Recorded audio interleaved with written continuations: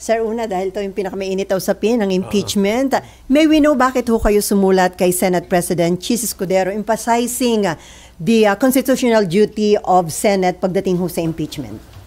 Kasi yun ang naging conclusion ko after studying all of the relevant provisions in the Constitution. Diniscuss ko rin to sa legal staff ko. Yun ang aming conclusion. Forthwith, andun yung forthwith kasi, ano yan hindi naman yan technical na salita na English ano yan normal na salita lang yan. Ibig sabihin nun bilisan, without any delay. Yun ang aming conclusion. Tapos para lang sigurado na tama kami, tinignan namin yung Filipino version ng ating Constitution. Ang nasabi doon, isunod agad. So parang common words ito. Ano yung sabihin nun? Isunod agad. So ibig sabihin kumilos kayo agad. So yun ang conclusion ng inyong opisina at nagkaroon ho ba kayo ng concern na baka maharap sa maraming challenges ang Senate kung hindi agad na-actionan itong articles of impeachment against VP Sara? Well, hindi lang sa challenges na i-question kami o yung aming mismong di ba? Lahat naman kami nanumpa na ng oath of office na susundin namin ang mga utos na nasa konstitusyon. Kung yan ang tamang pagbasa ng konstitusyon, dapat kumilos kami ng mas mabilis sa pinaplanong kilos na June 2 pa. So, nakita nyo yung necessity na i-remind si Senate President Escudero, the mere fact na may statement siya na hindi nga Sir June 2 after SONA pa. Parang June 2 pa mare-refer sa reference of business, parang ganun. So masyado pong matagal yun kasi from February 5 halos 4 na buwan yun. Hindi na yun compliant sa sinabi ng Constitution na kumilos agad. Pero sir, or kilusan agad. Aside sa inyo, may petition na sa Korte Suprema, meron ding isinabmit na position paper ang Bayan Muna, almost the same dun sa stand nyo. Pero according to Senate President Escudero, parang hindi siya magpapapressure, hindi daw mamadaliin dahil mag-iingat sila na tama yung proseso para walang maging bala ang Office of the Vice President na ma-question ang mga magiging hakbangin ng Senate. Mabuti naman na nag-iingat nga siya, pero yung interpretation din naman namin is after studying na rin ito. Pinag-aralan na rin namin ito nga conclusion namin. So meron din po tayong matibay na legal basis kung kilusan na ng Senate ang impeachment complaint or ang articles of impeachment. Meron tayong matibay na legal basis. Ang legal basis natin ang konstitusyon plus ang Senate rules mismo. Tinignan namin pareho Hindi namin nakuha ang impresyon na kailangan nakasession ang Senado as a legislative body. Pero nakasession ang Senado. So pwedeng magtawag ang Senado ng special session ng Senado. Hindi po ito yung special session na kailangan tawagin ng Presidente kasi pati House of Representatives aabalahin natin. Hindi naman sila kailangan abalahin na Tapos na yung kanilang pag-overtime sa nung kinilusan na nila yung articles of impeachment. Ginampanan na nila yung kanilang tungkulin sa Constitution. Nag-overtime na sila doon. So, ang tinitignan ngayon nila, ang Senado, kayo naman na mag-overtime kasi kayo na yung korte. Ganun po yun.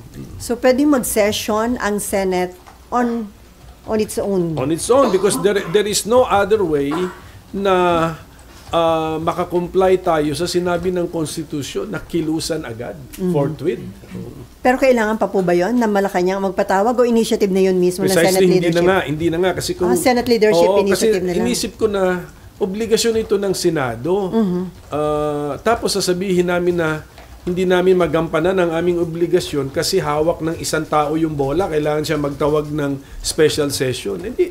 Paano naging obligasyon ng Senado yun na hindi pala namin magampanan ng sarili namin kasi naka-contingent pala siya sa kilos ng isang tao na labas sa Senado, so the President. So, I think that's the wrong interpretation. Dapat kaya kumilos ang Senado para gampanan niya ang kanyang obligasyon. Sa Senado lang, hindi ka kailangang magdepende sa labas ng Senado. So, si SP Cheese ang pwedeng mag-initiate na magkaroon ng special session ng Senate.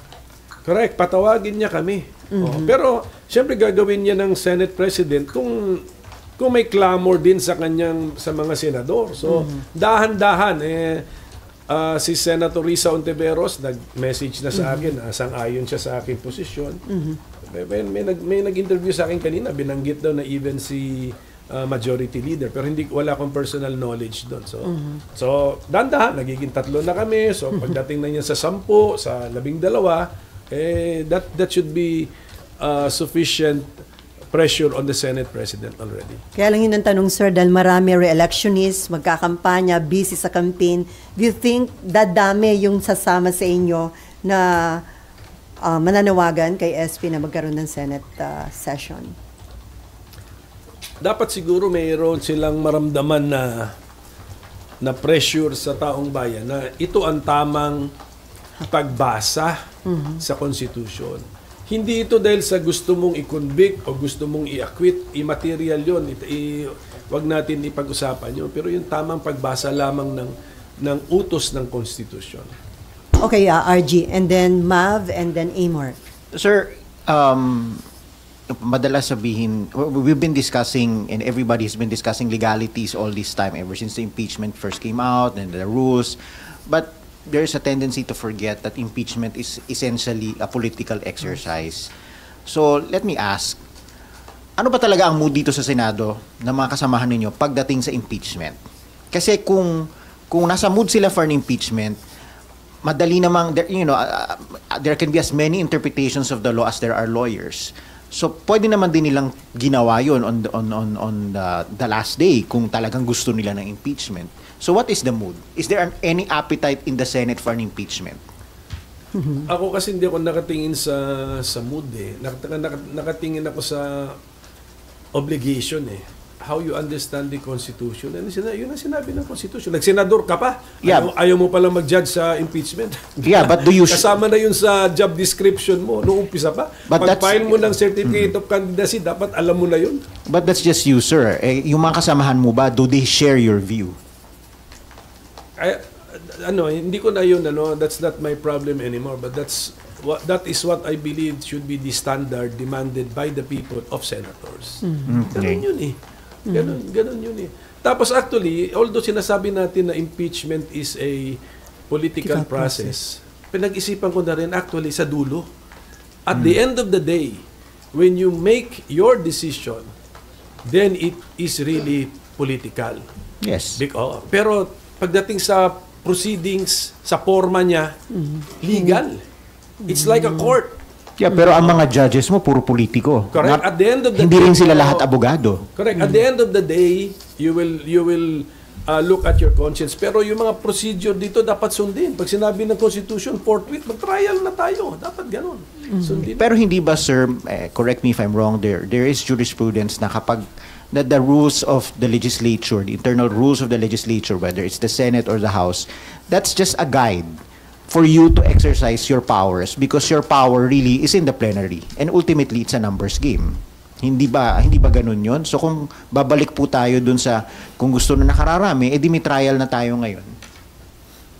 Hindi kasi nakonsulta ng mabuti yung body kasi sa timing naman ng pag-file. Hindi namin kasalanan yun. Do not blame the Senate on when the articles of impeachment were filed. Wala kaming hand on yung timing na yun. Sa timing na yun, very late in the last day, hindi nga ako sure kung may quorum pa eh. So tama yun. So no one is to blame na hindi siya na-actionan officially ng body. But now na nandyan dapat aksyonan na officially ng body. So dapat nagkukonsulta na ang Senate President sa mga senador. At yun na nakukulangan ka, sir, yung consultation with your colleagues. I'm sure baka nagkukonsulta nga siya but baka nga the majority is backing up his timetable. Exactly that's my why point. That's why I am presenting an alternative point of view. Exactly my point, ito sir. Ito ang tamang point of view. Is it a safe assumption that since kayo pa lang ang nagsasalita and si Senator Risa, the rest would tend to back the SP's SP. position. I'm not making that assumption, but posible, but I'm not making that assumption. So, ang maganda sigurong gawin ng Senate President, magpatawag na po siya ng kahit caucus man lamang. If you were Senate President now, is that what you would have done? Yeah, mag-caucus muna. It's not the official meeting of the Senate as a court. But caucus muna. Dapat, kasi naghiwalay na nung last day. Even before nag-adjourn, baka nga nagampanya na yung mga re-electionists. Wala na sila rito sa building. Sir, since pinupush niyo po yung idea na to, so do you have any proposed timetable? Paano hahatiin ng mga senador yung trial at yung kampanya? Kasi isang tabi ang kampanya. Under the Priority ang impeachment. Isn't that a very big ask of your colleagues? That's part of the job description. So, in your case, sir, you're willing to sacrifice your campaign? Ganun, tignan mo ha, nung nasa abroad ako nung nag-declare ng martial law si President Duterte. 5 hours pa lang ako dun sa bansang may official mission ako eh. 5 hours pa lang, balik. Part of the job description because we have to convene after nag-declare ng martial law. Ganun talaga. So, sir, possible na kung hindi masunod yung sinasabi yung tamang point of view na dapat gawin ng Senate dito sa articles of impeachment against BP Sara, maaaring marami pang petition na ma-file sa Supreme Court? Pwede. Tsaka criticism. Anyway, we are really a political body. Talagang sanay na kami sa brickbats and sa criticism. Pero sayang, this is an unnecessary criticism against the Senate. Kasi ginagamit yung forthwith, hindi na sinusunod yung ang mandato ng Constitution. Susunod lang kami ron. Ang dami namin time eh. Pwede nga ngayong March eh. March. Pwede na mag-start sa March. Pero sir, ang tanong, kasi may 3 petition na ngayon sa SC. Isa for the immediate na pag-convene ng Senate as impeachment court. Yung 2, nananawagang i-TRO o pigilan itong impeachment trial kay BP Sara. Ang tanong, meron bang jurisdiction ang Korte Suprema sa ganitong impeachment issue? Kasi sabi ni dating Senate President Franklin Drilon, parang hindi pwedeng i-touch ng Supreme Court yung ganitong... Hintayin natin yung ng decision ng Supreme Court. Pero meron pa kasing political question eh. Open pa rin yung concept ng political question. Although lumiit daw yun under the 1987 Constitution, nandun pa rin. So baka itong sitwasyon na to ay bagsak doon or pasok doon sa political question. Okay, Mav. Ay, meron ka pa, RG? Sir, sinasabi po ninyo na pwedeng yung Senado magpatawag ng session by itself. Paano po yung magiging process nun, sir? How would it go about? Mag-convene kami. Tapos as a body and then i-declare namin that this is the impeachment court. The impeachment court is now in session. Yan. Then daanan na namin yung preliminaries. Sir, pag ganun, kahit po hindi in session yung House, okay lang po yun? Kasi kaya nga yun ang conclusion ko na okay lang yun kasi tignan ninyo, kailangan pa bang presidente pa ang magpatawag na pati ang House, mga members of Congress, magre-report dun sa batasang pambansa to do what? Ang kinoconvene lang natin is the Senate to be an impeachment court. Therefore, ang aking logical conclusion, pwedeng gawin ng Senado yan na mag-isa. Hindi kailangan mag-convene din ng House at hindi kailangan ang presidente pa ang magpatawag. Presidente ng Senado plus majority, of course, ang magpatawag. Sir, yung mga ganitong usapin po ba, makikita siya sa current impeachment rules ng Senate? Or this is kakaibang pangyayari po talaga? Ang makikita mo sa current impeachment rules ng Senate, itong hawak ko, resolution number 39, ay kung basahin mo yan, you do not get the impression that the Senate must be in session as a legislative body. Kung tutuusin, ano rule yun? May in-examine na namin ito. May rule 11 pa nga rito. Sir, yun na-approve under 19 Congress? Ito latest? Ito yung, ano to? Yung rules of impeachment? Sir, ito ay yung dati ng rules of impeachment na ginamit na pwede pang gamitin. Sir, impression, but is it categorically stated Na kailangan na naka legislative session or hindi? Hindi nga. Kasi kung categorically So it's just an interpretation, Hindi, sir. kung categorically stated na we must be in session as a legislative body, surrender ako. Hindi nga eh. Hindi Anong nga. nakalagay, sir, specific? Wala, ito nga eh. Tignan niyo to, na rule. Yeah, but you can also interpret it the other way. Since wala nakalagay, it's really at the discretion of the lead of the majority. Precisely, but if you look at this constitution, ganun din eh. There is no requirement that you must be in legislative session. So Kaya kung ganun ang posisyon ng majority, tinatanong ko sila, saan nyo nakuha yan? Yung impression na yan. But the same question can also be asked of you. Saan yung kinuha yun? Kasi that's also just one interpretation. Precisely, ang kinuha ko yun sa obligasyon namin to the trial should forthwith proceed. So nothing is categorical. Kaya Either side, nothing is categorical. That's why we have this debate. Kaya kinukonvince nga natin yung ating mga kasama rito sa Senado, including the Senate President, na logical yung ating position. Logical, may legal basis. Tingnan na lang natin itong Rule 10. Dito Rule 11, Rule 10. Ano nakalagay, sir? Nakasulat dito at 2 o'clock in the afternoon or at such other hour as the Senate may order of the day appointed for the trial of an impeachment, the legislative business of the Senate, if there be any, shall be suspended, etc. Kung basahin mo na lang yun pinapakita na kahit merong legislative business, priority si impeachment.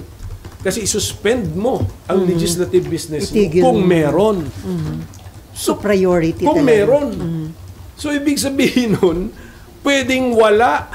Sa rules nyo yan. Correct. The rules. So, pwedeng wala. And then, kahit nga meron, isuspend mo But, yeah, kaya nga, kung your rules can always be suspended with unanimous consent or majority numbers of the Senate. Right? The rules of the impeachment rules. Yeah. Oh, Or iba any to, rule iba of the- to, iba na to, Or any impeachment internal rule rules. of the Senate.